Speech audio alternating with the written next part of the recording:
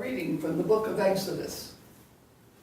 The Lord said to Moses, "Go down at once to your people, whom you brought out of the land of Egypt, for they have become depraved. They have soon turned aside from the way I pointed out to them, making for themselves a molten calf and worshiping it, sacrificing to it and crying out, 'This is your God, O Israel, who brought you out of the land of Egypt.' Let me alone then, that my wrath may blaze up against them to consume them. Then I will make of you a great nation."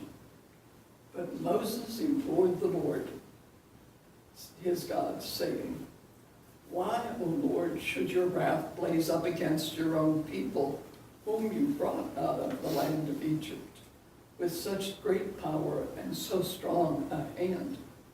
Why should the Egyptians say, 'With evil intent he brought them out, that he might kill them in the mountains and exterminate them from the face of the earth'? Let your blazing wrath die down. Relent in punishing your people.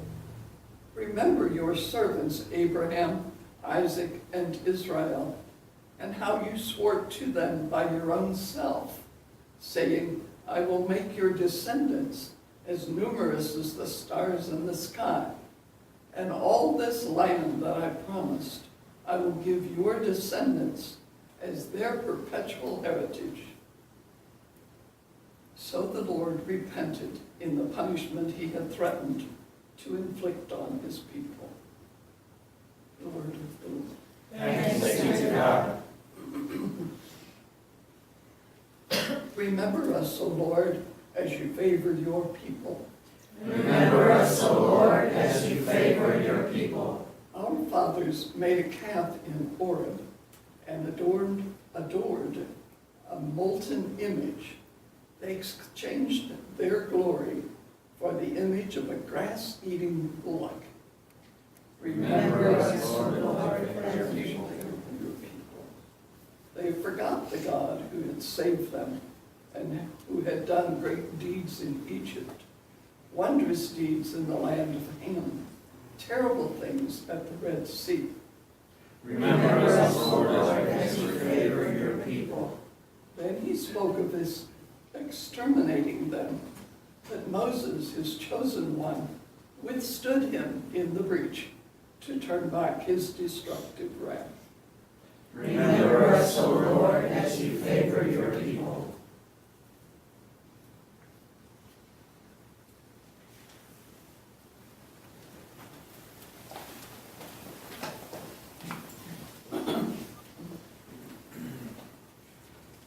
The Lord be with you. And with your spirit. A reading from the Holy Gospel according to John. Glory to you, O Lord. Jesus said to the Jews, "If I testify on my own behalf, my testimony is not true. But there is another who testifies on my behalf, and I know that the testimony he gives on my behalf is true. You sent emissaries to John, and he testified to the truth. I do not accept human testimony, but I say this so that you may be saved.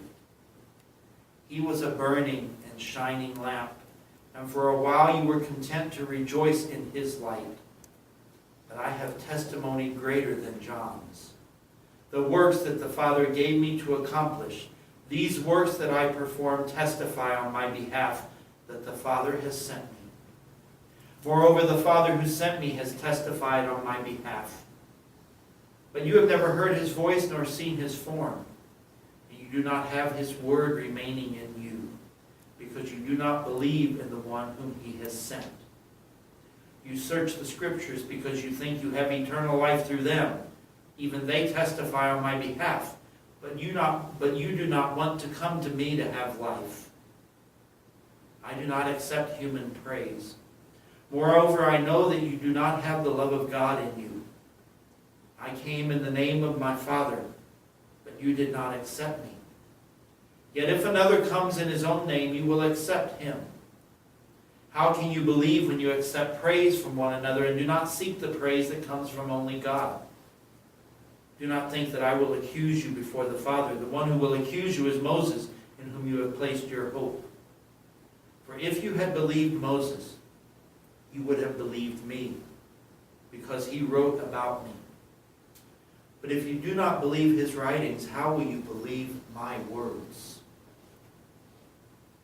The Gospel of the Lord. Praise to you, Lord Jesus.